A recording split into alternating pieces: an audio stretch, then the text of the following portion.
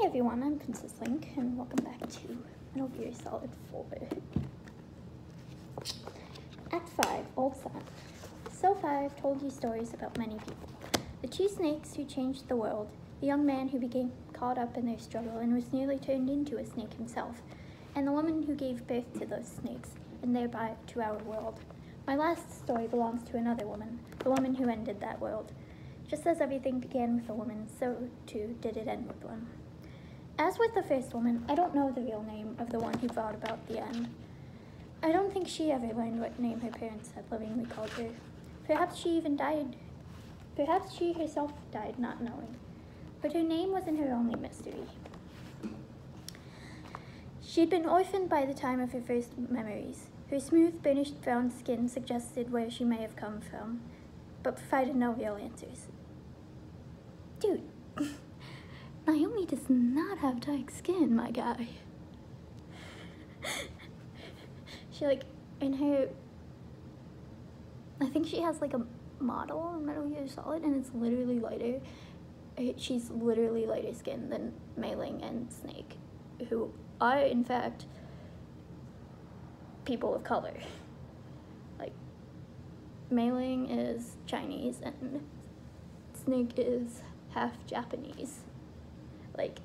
And then Naomi is lighter than both of them. It's oh, my skin is dark. No, it's not. Shut up. Anyway, from her sharp chiseled nose, she was likely of Indian rather than African descent. What are you talking about? Lending further credence to that conjecture was the history of the nation from which she had been adopted, Rhodesia. Rhodesia never received formal international recognition as a state, not from the time the nation existed as a colony of the British Empire until its rebirth as Zimbabwe. After World War II, and the Sultan of Oman lives in Zanzibar now. That's not relevant at all, but I think about it all the time. After World War II, independence movements grew in colonial territories such as India. The British Empire decided holding on to those lands would be too dangerous and chose to give up control over the dominions of the Commonwealth, recognizing the people's right to self-rule. Rhodesia, however, met this policy with public outcry. That is to say, the whites of Rhodesia were the ones doing the outcry. The ruling class of European descent comprised not even 1/10 of the country's colony's population. To that elite group, a free republic was beyond consideration.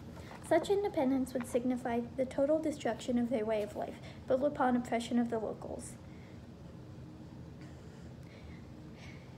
In an ironic turn of events, the ruling class decided to sign a unilateral declaration of independence from Britain to prevent the crown from creating a republic by decree. As a former colony of the British Empire, Rhodesia saw significant immigration from another former colony, India. Perhaps the nameless woman carried the blood of these people, possibly mixed with Anglo blood, or she's 100% white. Dude, she does not have dark skin. Yeah, her skin's darker in Metal Gear Solid 4, but she still just looks like a white woman with a tan. Naomi is not a person of color. I refuse to accept that. She is not. She is white. She is white. No matter what anybody says, Naomi is white. It's not whitewashing. Because, oh yeah, she has accent. No, she doesn't. No, she doesn't.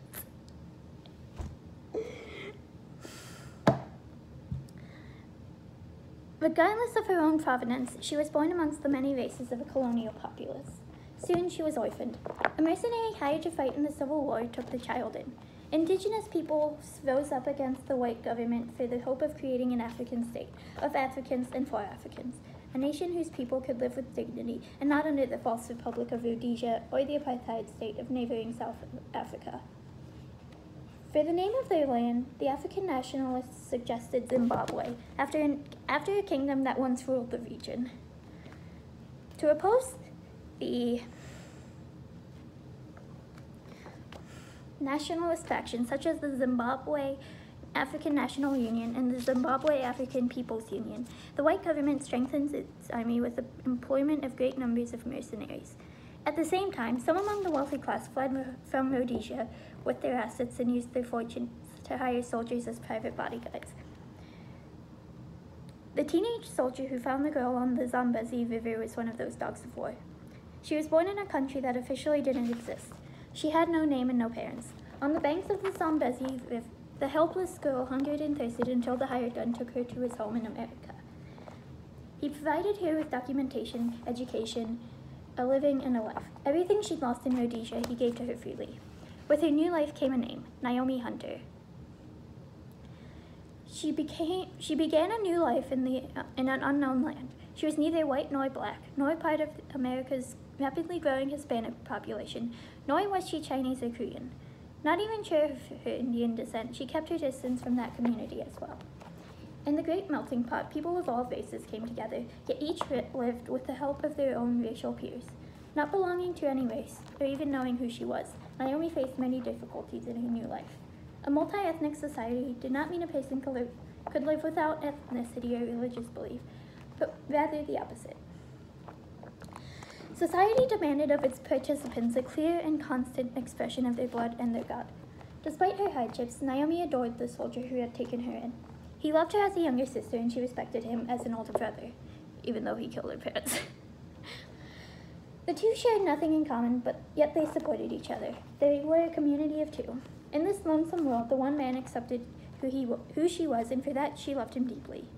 He never spoke much of his past, but even the young Naomi could easily sense that he too carried loneliness inside, and she knew intuitively that, like her, he was a war orphan. She understood him. Naomi felt thankful to her brother and thought of him as an inseparable part of herself. He was her purpose for living, and for him she would have done anything. She never pried into his past and never asked why he had taken her in. I think this was a form of self-deception. Naomi was acutely aware that the only tragedy would come from the moment she asked, "Why me?" Whenever she laughed with him or shared her troubles or cried with him, she sensed her brother's heart was somewhere else, almost as if he were saying that here was not where he belonged. Naomi felt deep shame that she couldn't provide a place for her brother. She realized that no matter how completely she loved him, she couldn't become his strength. She saw the way he never looked her in the eye, and as they played their contrived roles as brother and sister, she gradually realized the answer to her question. Why did he take me in? With confirmation would come true understanding, but so might come from the destruction of their family. Naomi ran from the truth. She refused to ask. If there was any chance the question could hurt her brother, she'd swallow the words and hold them deep inside. Perhaps she was scared by the slightest possibility that he didn't really love her, or even worse, that upon learning the answer, she would lose her own love for him. Naomi didn't want to lose either his love for her or her own love for him. She ran from the answer until one day her brother suddenly disappeared. He had returned to the battlefield. Rather than playing at being a family, he chose life under fire, praying amid the gunpowder smoke to see another day. Because of her brother, she'd been able to survive. Because of her brother, she had found a life in America, in a world so malicious her very existence seemed threatened. Her only comfort was the brother who loved and protected her, Frank Yeager.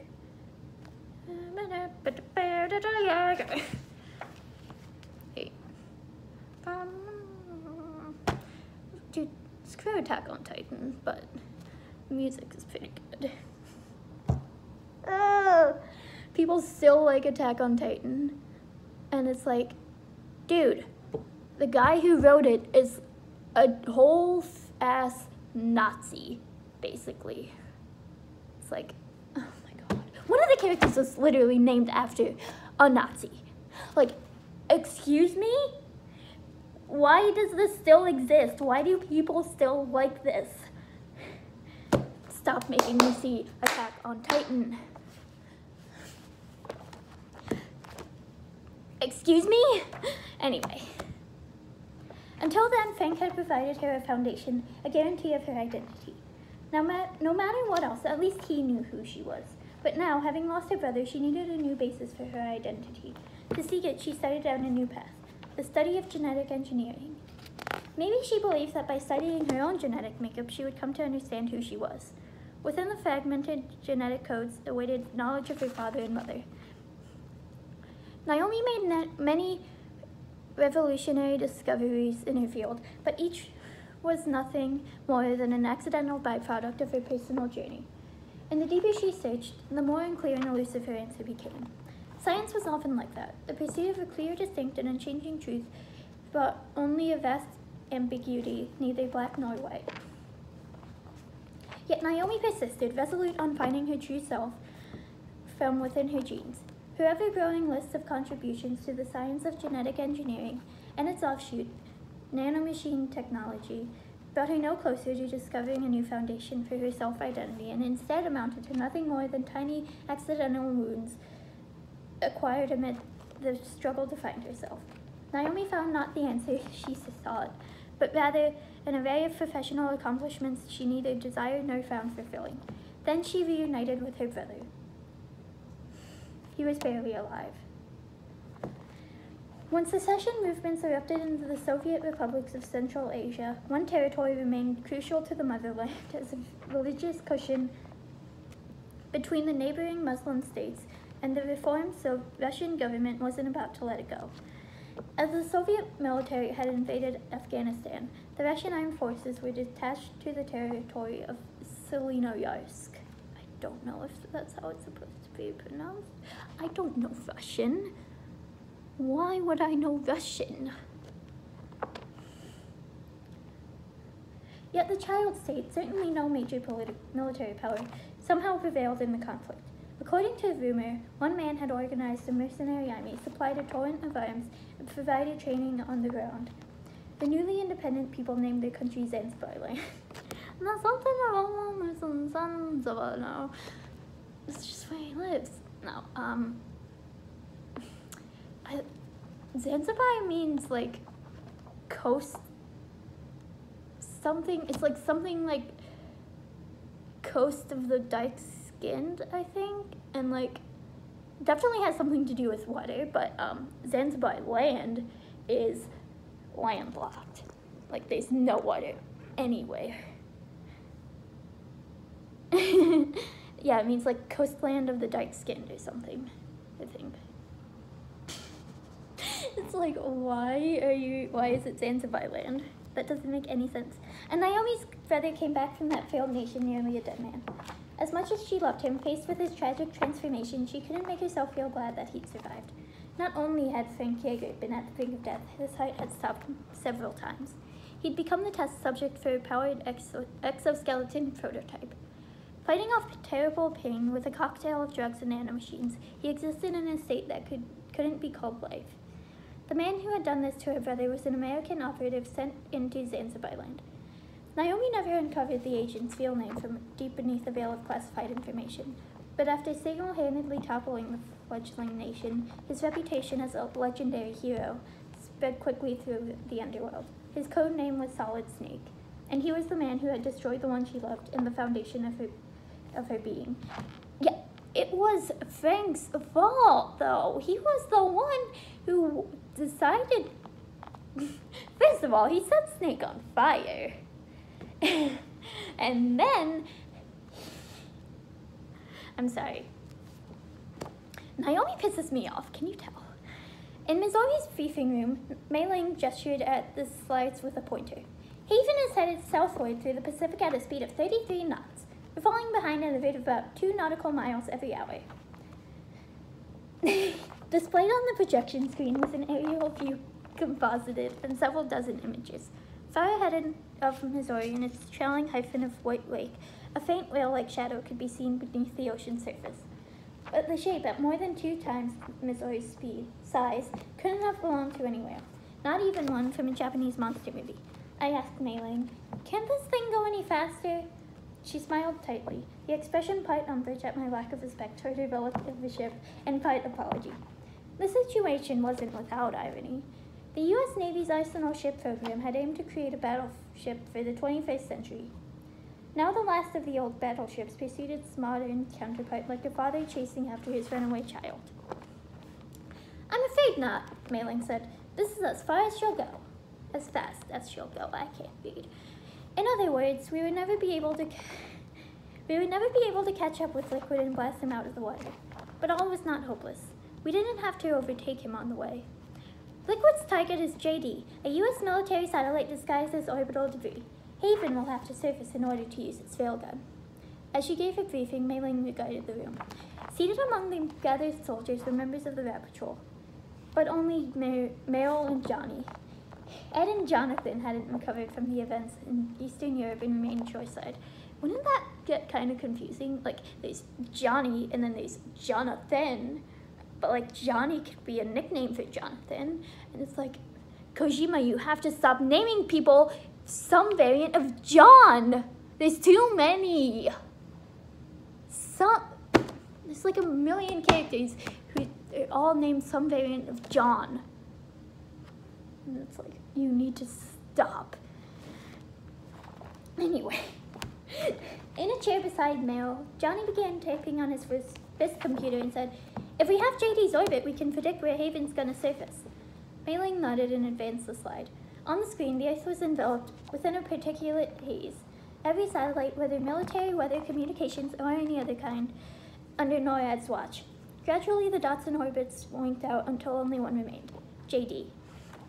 Adding the locations of Missouri and Haven to the simulated globe, Mei Ling said, JD's in a synchronous elliptical orbit, so its next perigee should be in... Got it! Johnny read the results from his wearable computer. 15 hours, 6 minutes, and 12 seconds. At that time, the satellite would be closest to sea level. Right, Mei Ling said. In 15 hours, JD's going to be over the Bering Sea, 494 nautical miles from the Bering Strait. Haven will be in holding position in that area. Meryl asked, do they really have to get that close to launch? X's railgun could launch a nuclear warhead to any location on Earth. So why did Liquid need to wait for the satellite's perigee? I stood and approached the screen to explain not just to Meryl, but to the rest of the team.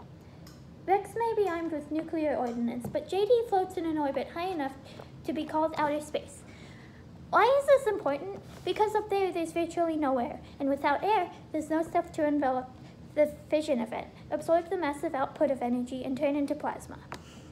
In terrestrial nuclear explosions, whether fissile or fusional, and a certain amount of the destructive power comes from forces external to the initial blast, including shock waves, fragmentation, and thermal waves. Even assuming that all of the energy will radiate between the distance of the satellite's orbit and the yield of Rex's nukes, the effective damage radius won't be much larger than 1,000 feet, or approximately 300 meters. Some of you may be thinking that a 2,000-foot blast radius sounds impressive, but your typical satellite is always moving forward so as not to be pulled down by Earth's gravity and maintains an orbit traveling at a relative velocity that can exceed 10 kilometers per second. Down on Earth, in the presence of air resistance, producing such a ludicrous speed is impossible. Any object moving that fast wouldn't even be captured by a 24 frame per second movie camera passing by entirely in that instant between frames. To put it another way, without sufficient acceleration, the satellite would be pulled down by gravity and crash. Say Rex's nuke managed to explode precisely on JD's orbital path. The satellite, moving at 10 kilometers per second, will pass through the 600-meter blast diameter within 600ths of a second. That's barely the blink of an eye. Even with the Arsenal-class targeting computer, the only chance of shooting down such a high-speed object is to reduce the range as much as possible. Though the elliptical orbit means that JD will be at peak velocity at its perigee, the possibility of a closer direct hit is maximized at relatively short range. So even when Liquid reaches the firing location, he'll have to wait to launch his nuke until he has the highest probability of success, when JD's at its perigee. Time enough for Missouri to catch up. Mei Ling made sure everyone understood my explanation before moving on to her battle plan. I didn't understand. John, I want a divorce. Divorce? Big Boss and Eva. Divorce? Haven will need to open their outer cover to launch the nuke via their railgun. That's our one and only chance to board. The next slide was a photograph of Missouri firing upon Haven's exposed bridge back on Shadow Moses.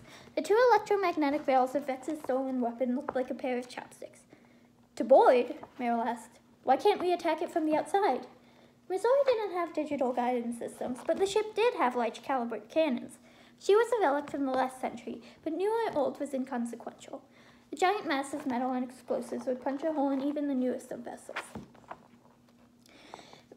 Meryl's question was reasonable, but the problem rested in the source of Liquid's power. It wouldn't do any good, I said, then again made my way to the front of the room. As long as Liquid has control of the system, physically destroying GW would still leave supreme authority over SOP in his hands. We can't simply blow Haven apart when she surfaces. Mei Ling nodded. Yes, Dr. Emmerich's right. That's why we need to destroy GW from the inside before attacking Haven itself. Snake, who was leaning against the wall at the back of the room, removed his oxygen mask from his mouth to joke. Liquid's very own Death Star. In the 9 years I'd known Snake, this was the first time I'd heard him reference Star Wars. He mentioned Star Wars in the... Star Wars was mentioned in the first novel. The Raymond Benson one. If he'd been hoping for a reaction from the room, he was disappointed, for as soon as he'd made the remark, he began to cough painfully and reaffixed the mask. When his coughing quieted, Mei Ling continued.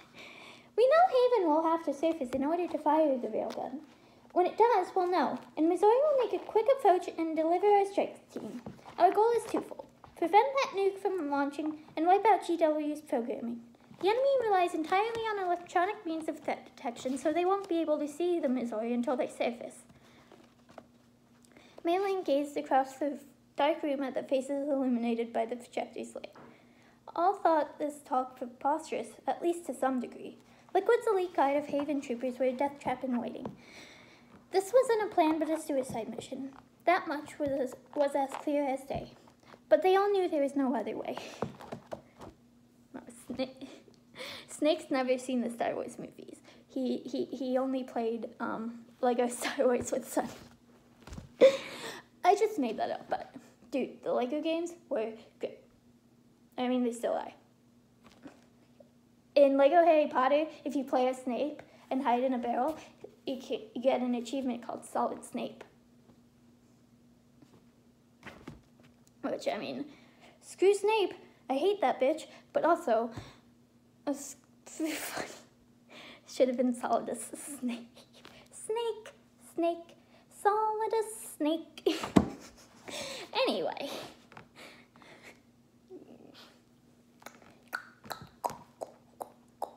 Where was I? I forgot.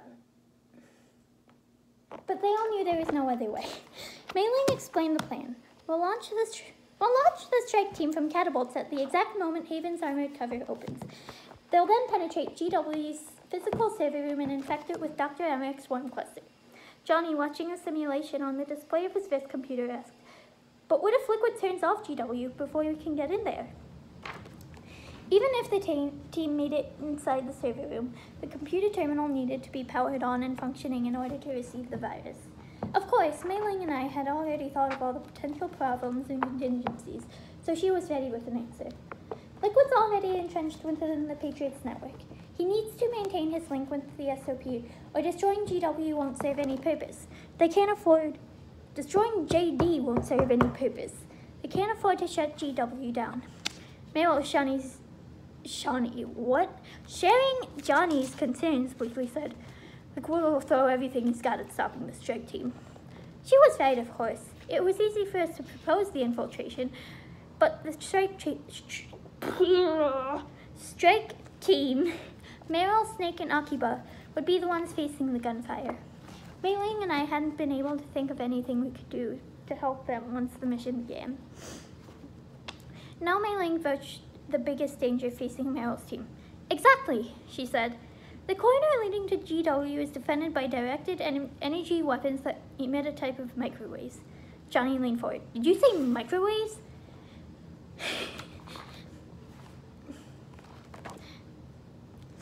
Mei Ling's report seemed to have unsettled the other soldiers in the room too, including Snake, who lowered his oxygen mask and sent his eyes to me.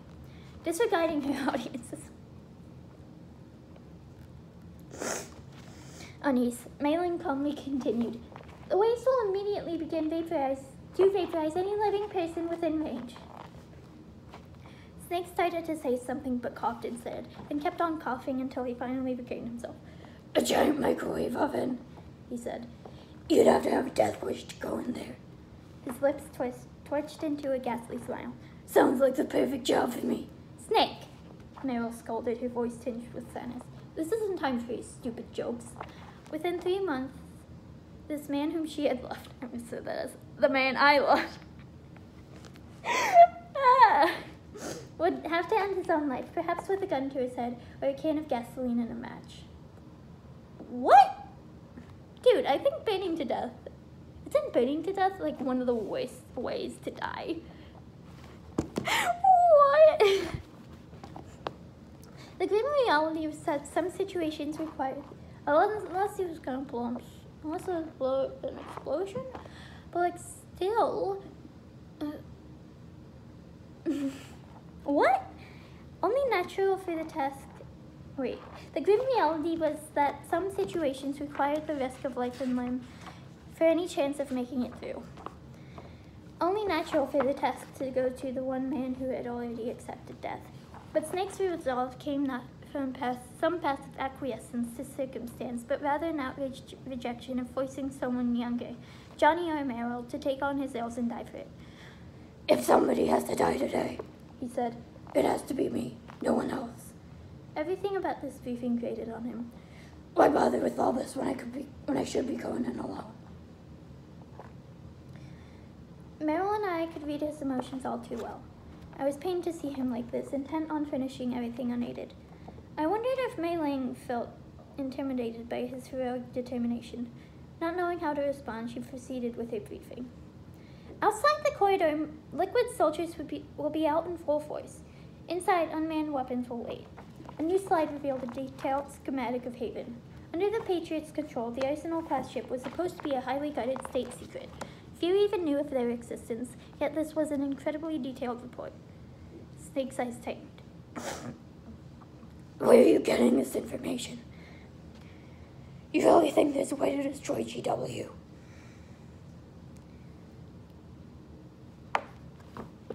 Mei Ling tossed me a glance. I had shared with her all the intel so she could develop a battle plan. Why is my nose so itchy? She knew the identity of the source, but her eyes told me Snake needed to hear the name from me. I took a moment, then said, Naomi had been making preparations. Naomi's original reason for boarding Nomad had been none other than me. She needed someone to whom she could entrust her plans, who had the ability to fulfill her hopes. But in the end, that person wasn't me. Naomi chose a little girl, not yet 10 years old.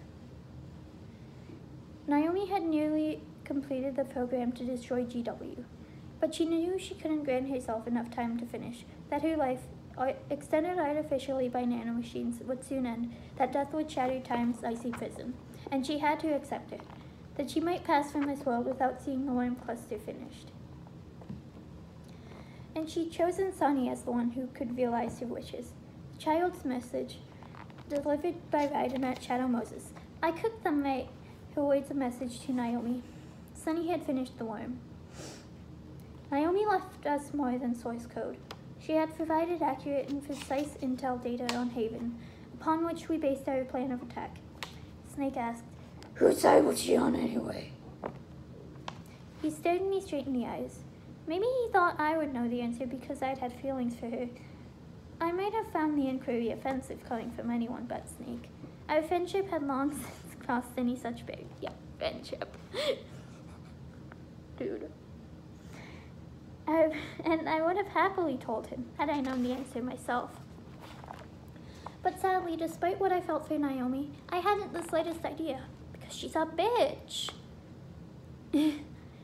She sucks. She sucks. If she wanted to defeat Liquid's plans by giving us the unfinished code to a program that could electronically destroy GW, then her actions in Eastern Europe were inexplicable. I don't know, I said, what her true intentions were, but If Naomi had wanted to stop Liquid, she wouldn't have needed to escape Nomad and help him take over the SOP. In doing so, she gave him control over the world's armies, a terrible power, and then told us to stop him. Neither Snake nor I had a cohesive explanation to resolve the clear contradiction in her behavior. My stomach is making noise. And now neither of us could know what Naomi had truly wanted. I made myself recall her fleeting expression of relief when she heard Sunny's message. I cut them right. I tried to feel what Naomi must have felt. What purpose for living had she found after learning of her cancer, as the fear of death threatened to break her each night? What had she needed to accomplish before passing on? What would be her penitence? Her sins, among them Vamp, Snake, and Liquid, had brought irrevocable change to the world. Naomi knew her borrowed time would be far too short to settle her debts, and so she imposed on herself the artificial life she'd given to Vamp, and she made contact with me and Snake, and Sunny. As she died, Naomi said to Snake, "Your life has been for long so that you may fulfill your purpose." She had been tied to the same fate. Snake wanted to know whose side she was on, yet I sensed that she had long since passed any notion of allegiances. "But," I continued, "one thing's for sure. She was determined to stop Liquid." Snake's gaze seemed to soften, if only a bit. I don't know if he believed me, or he simply decided to take the gamble. Naomi was gone from this world. Whether he believed in her or in Sunny and me, who had taken up her cause, the result would be the same. In that manner, Naomi wasn't unique. Wolf and Emma, and all the dead, for that matter, the living too, existed in a way, nestled inside other people. I was Wolf, I was Emma, I was Naomi, and I was Snake. I was in...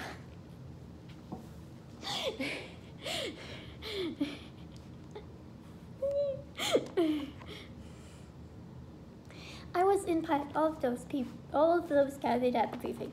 "There's a saying in China," Mei Ling said. "When a bird is upon death, its cry is heartbreaking. When a man is upon death, his words are right."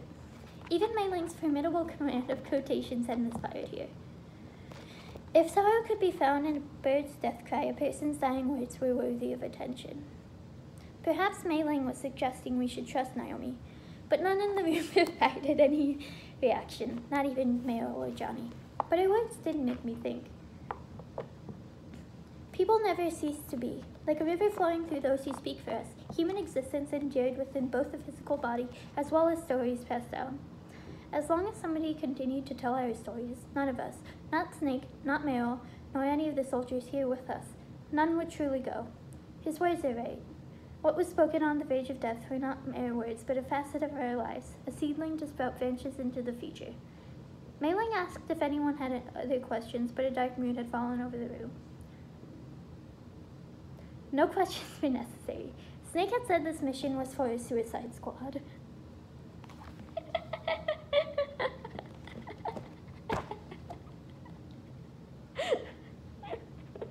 And he was right. Some might die. Then, breaking the heavy, seemingly eternal silence, the Snake casually raised his head. "Anybody got a smoke?" I'm sorry.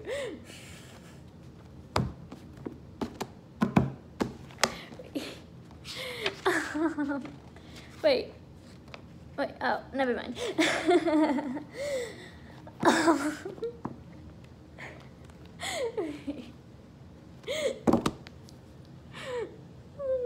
I don't know why that's so funny.